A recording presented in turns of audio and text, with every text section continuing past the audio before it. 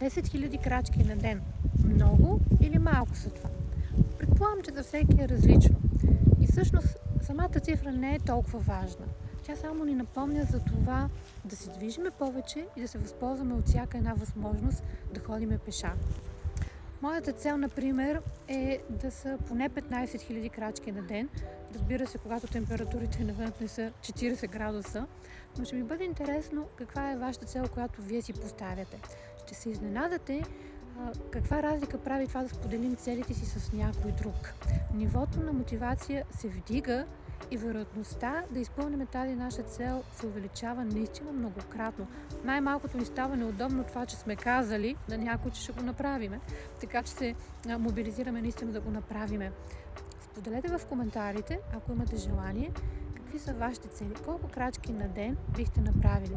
Много ли са 10 000 или са малко?